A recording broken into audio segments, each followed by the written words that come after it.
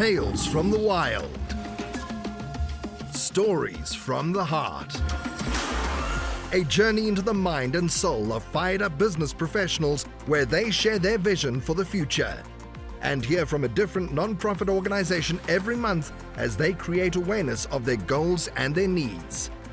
Dive into a world of untamed passion as we join our host, Shireen Botha, for this month's episode of Friends from Wild Places.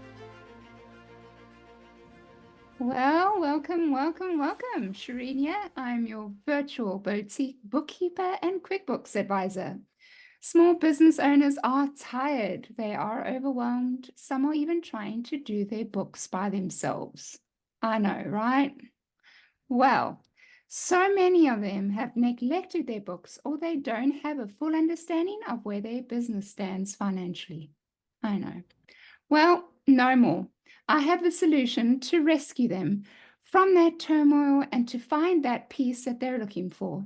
If you want to know more, go check me out at www.shireensbookkeeping.com and allow me to keep your books clean so you don't have to. Shireen's Bookkeeping Services, your bookkeeper for the future. Welcome back, listeners. You are listening to Friends from Wild Places with myself, Shireen Botha, and my most beautiful co-host, Professor Tanya Scotece. What news from Miami? Well, happy day, everyone. Happy to the listeners. And, always trying to motivate people, inspire people. So I spend a lot of time, kind of self-care in that area to get the inspiration to inspire others. So I already meditated twice today, and hopefully I'll get a third one in a little bit later. So I'm so happy to be here with you, Shireen. And this morning we have a great podcast awaiting with Mr. Carlos Vazquez. Nice. Is that me? Do I go? You said great, so I wasn't sure if it was me or not. No, That's you, Carlos. That's you. And I want you to introduce your friend too. My friend, no, my boss. Okay, so welcome. All right. My name is Carlos Vazquez. However, I'm in her world. It's Phoebe. She's my boss. I'm just her staff member. What's her I name? clean up after her. Her name is Phoebe. Phoebe. All right. Well, welcome, And Phoebe. she's not gonna, in fact, she might do something she shouldn't on camera. Okay, But anyways, let me introduce you, Carlos, to the listeners. So, Carlos Vazquez, the dynamic force behind Miami Marketer. More than just a digital marketing expert, Carlos is a Marine combat veteran who applies the same discipline and strategic thinking to help service providers skyrocket their businesses from 6 to 7 figures and beyond. At Miami Marketer, they're redefining digital marketing with innovative automation and growth strategies tailored specifically for high-ticket professionals. Let's introduce and welcome Carlos Vazquez. Welcome. what a great intro. I wonder where you got it from. Oh man. Yeah. So hi, I'm happy to be here. Excited. I've actually watched several episodes of. At first I thought it was called Friends in High Place. I was like, man, what's the name of it? But then I remember it's in Wild Places. I'm like, okay, I think I'm a good fit for that for sure, because I'm not in the high places yet. But happy to be here. Happy to hang out. And you guys see me at least once a week. So now you guys get to hang out with me for a little bit, and I get to kind of just share my thoughts and insights. Right. Awesome. And we're so glad to have you. And for the listeners, Tanya, myself, and Carlos, we're all part of the same networking group called Miami Partners, based in Miami-Dade, Florida. So we know each other quite well, and we see each other on a weekly basis, and sometimes more often than that.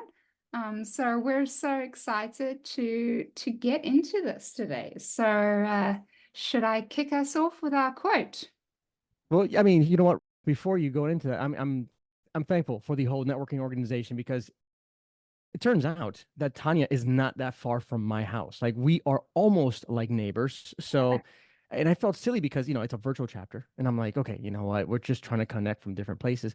She's like right there, like a few blocks. So thank God for BNI. Thank God for networking. And I just feel networking and building relationships is a big deal. And Shireen, I don't think I would have ever known you if it wasn't for the fact that we were in the same networking. So I love the fact that we're able to kind of just come together regardless of where we are. And that's what makes our chapter special. I'm not trying to plug the chapter, but hey, you know what? I really do feel that a chapter is great. Yeah, and I'm so blessed. I want Go to ahead, thank you Tanya. for your service to our country. It's just an amazing, I know your history that you've shared. It's just truly amazing. So maybe we can hear a little bit more about that in today's podcast. Sure. Well, thank you for saying that. And I would have stayed in if it wasn't for the circumstances. But I know once a Marine, always a Marine. So I'm very happy to tell everyone whenever someone says, "Oh, he's an ex-Marine," I'm like, "Whoa, wait a minute, hold on. I'm a Marine. Once a Marine, always a Marine." So I always tell people that I love the Marine Corps.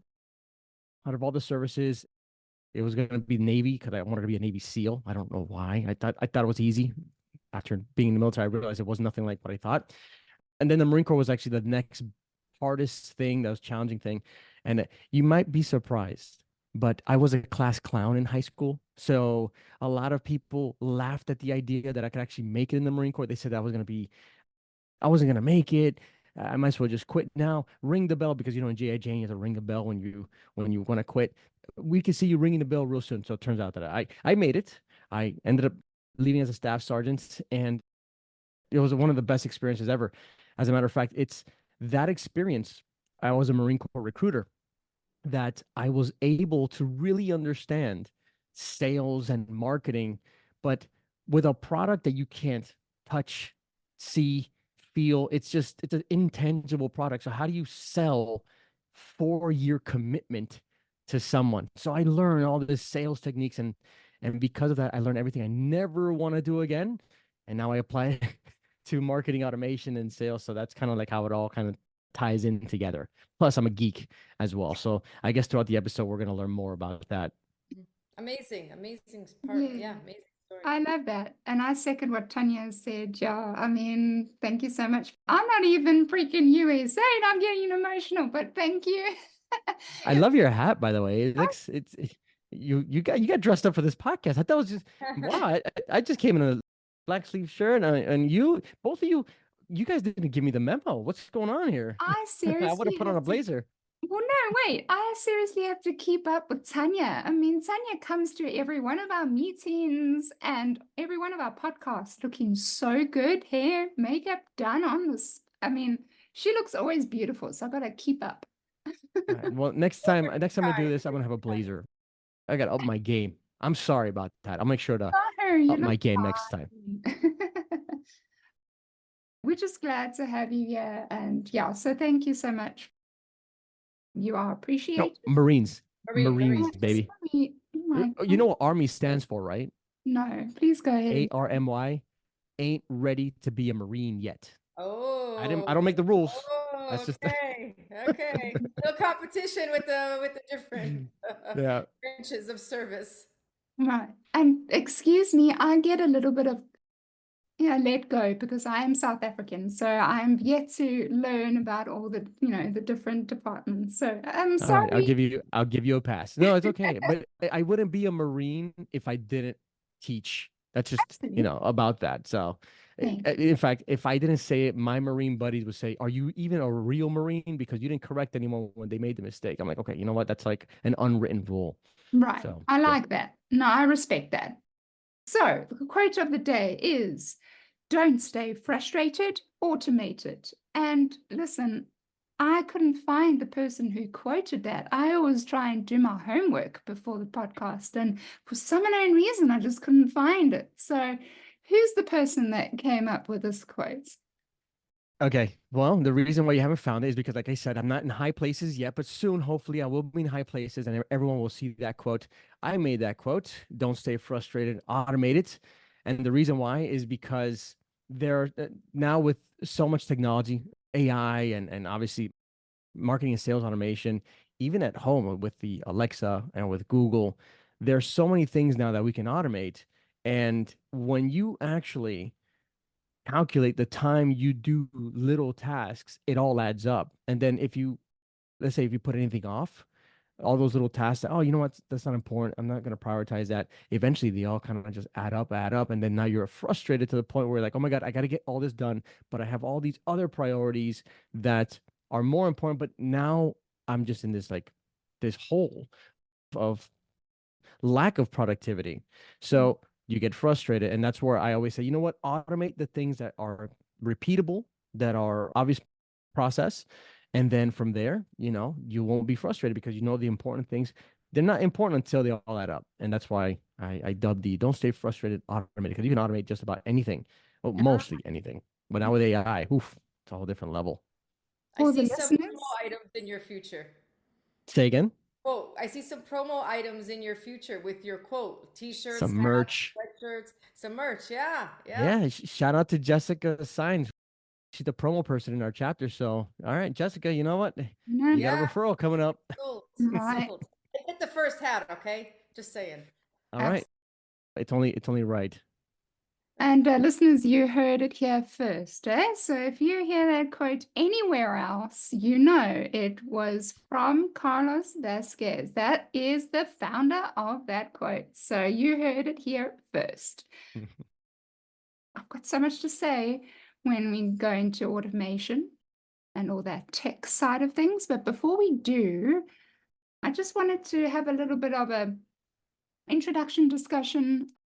It's, this episode's going to be released in the month of love, the month of February 2024. So because of that, I just wanted to chat a little bit about the 5 love languages. I'm not sure if both of you have heard about the 5 love languages or if you know anything about it. No? Okay. No, Right. I So don't. Tanya, I'm a book. Well, okay, so I'm Tanya's another book. saying yes, and Carlos is saying no. Okay, so let me just give you a little bit of an introduction, just a rough thing, so we can chat a few minutes about it.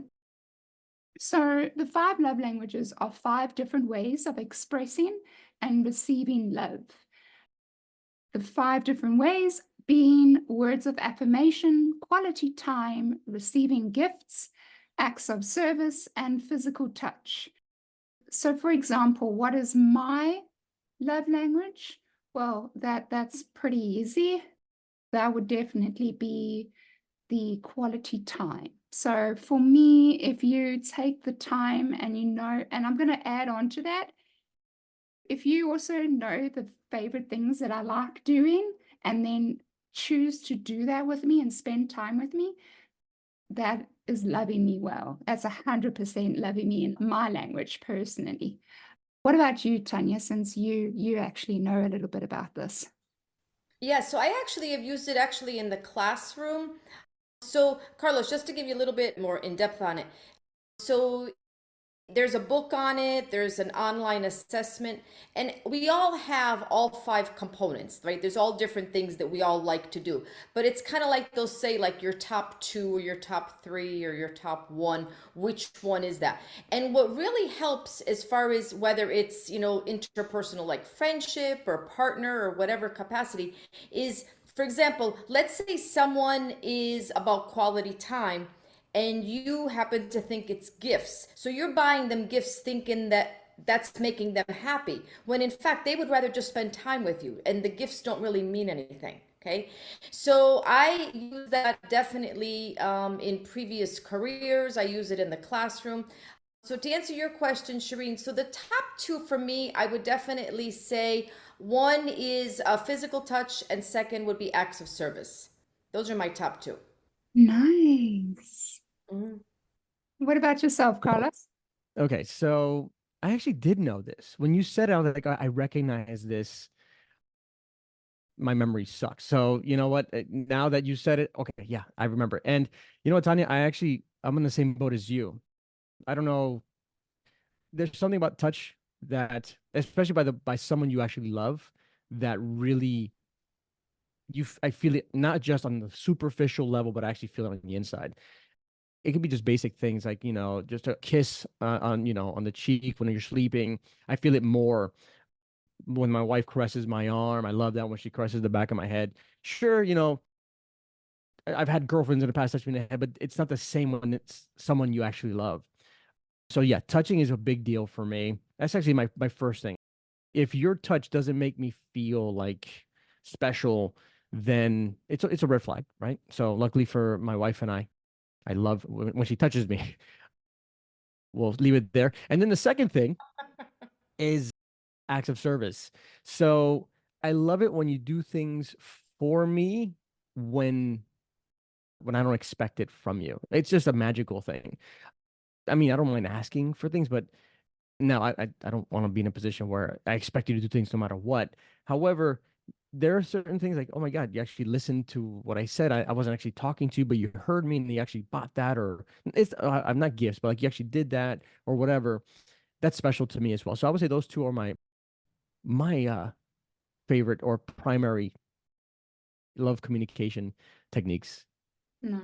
I think it Nice. helps even like around holiday times because knowing somebody's love language, it's like sometimes we are conditioned. I don't know about South Africa, Shireen, but especially like in the United States with, holidays and gifts, it's mostly tangible gifts. You buy someone something, right? As opposed to maybe giving somebody a coupon like, oh, quality time, like let's go to the park or, let's just spend some time on the couch together. Like there's different ways to give a gift, but our society definitely, I would say, is conditioned about, tangible items for gifts.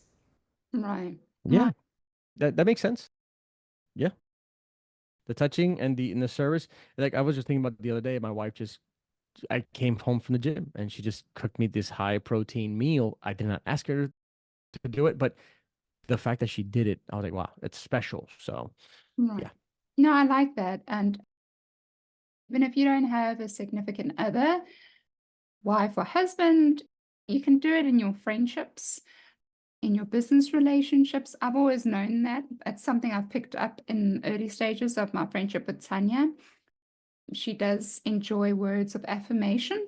So I do try my best in just sending her encouraging words.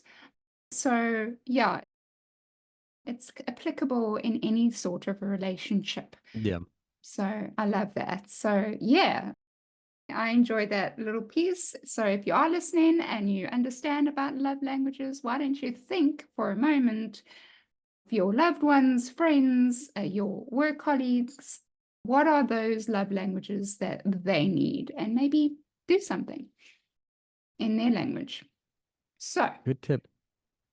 right, before we continue, I'm just going to jump in with a Buzzsprout ad. So let's talk about podcasting, right? Because Carlos has a podcast, we've got a podcast. Podcasting is very popular.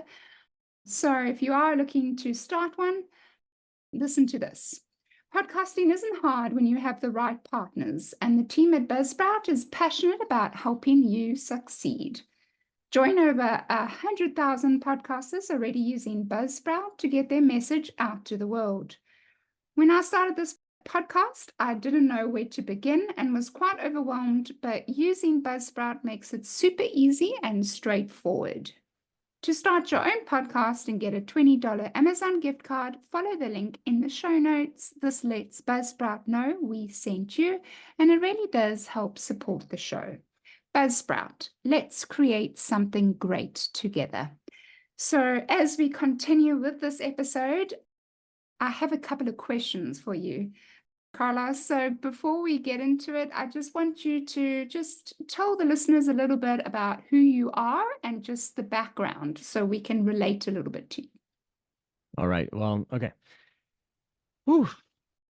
Good thing we blocked out a good amount of time for this. I'm gonna try to keep it as short as possible. So I've always been a computer geek. All right. So there's two things. Entrepreneurship.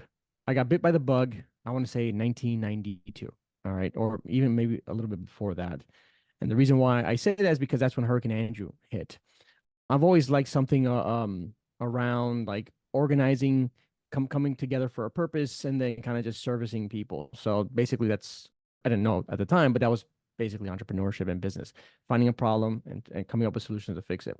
So why 1992 Hurricane Andrew? Well, because I lived in Miami Beach at the time, and all of our power went out when Hurricane Andrew hit. We got hit pretty hard. I mean, not like Homestead, but we got hit pretty hard.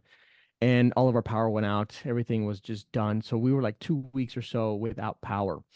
And it was right before the school year. And back in the day, we used to play outside. That was our internet. That was our entertainment. So I would play outside or whatever. I lived literally like 5 minutes walking distance from the beach, maybe 10 minutes or so.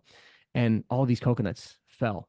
All these coconuts. And there was a shopping cart there. And I said, you know what? Let me just load up the shopping cart with a bunch of coconuts. I started, pushing the coconuts back to my house. 'Cause I'm thinking, I don't know what I'm gonna do with these, but I'm gonna take these home with me. And one lady uh, saw me pushing. He said, "Hey, oye, niño," in Spanish, "Hey, kid." And I was like, "Hey, ¿cuántos son los coco? How much are the coconuts?" And I was like, me just thinking, cinco pesos, $5. And she went inside. I didn't think anything of it.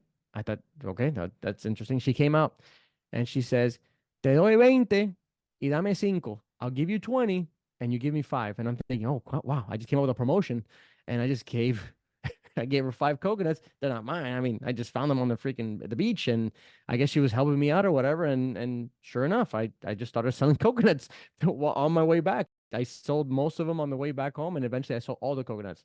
And that right there, I realized, oh my God, there's no power, there's nothing. And coconuts are, they have water and they have food in it, and it's whatever. It's an easy thing that you can consume.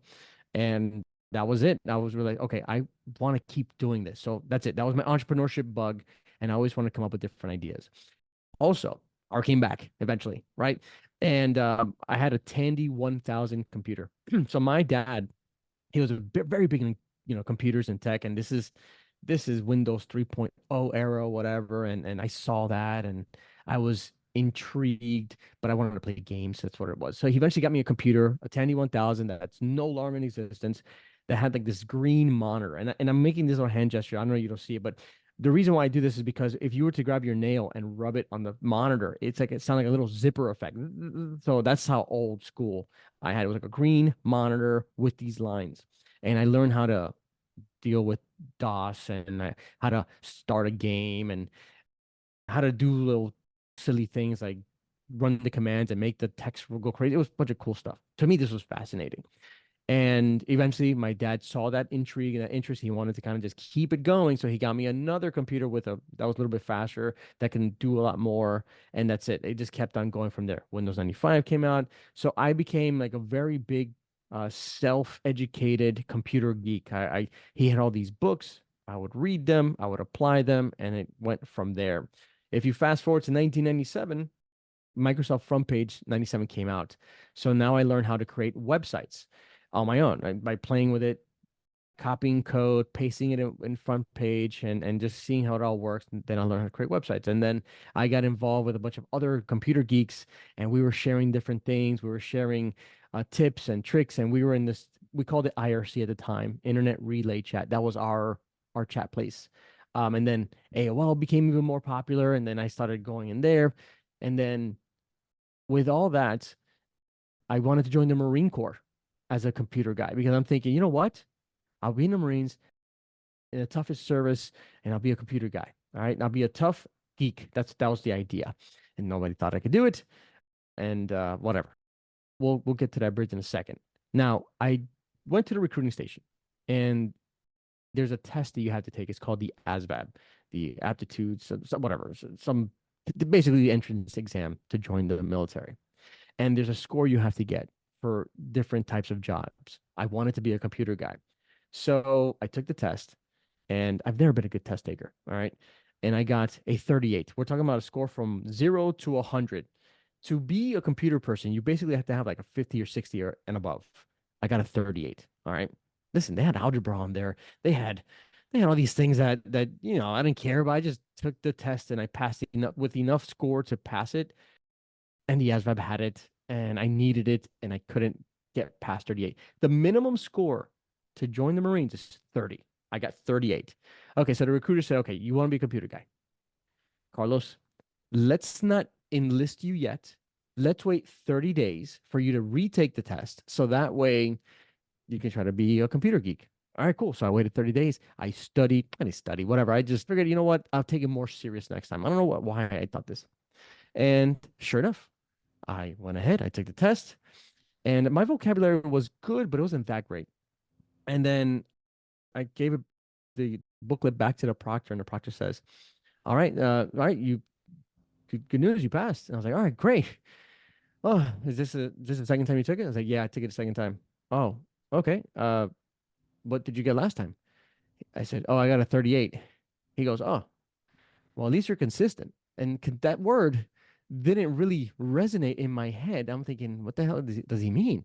So I look at my score. Sure enough, I still got a 38. So I didn't get to join the Marines as a computer guy. I ended up joining as an ammunition technician, something completely unrelated to what I am today. However, the principles and the fundamentals from ammunition technician, I learned a lot from that. Tune in next week for part 2 from Friends from Wild Places. You've been listening to Friends from Wild Places with Shireen Botha. Be sure to subscribe to the podcast from the links to catch every episode and unleash your passion.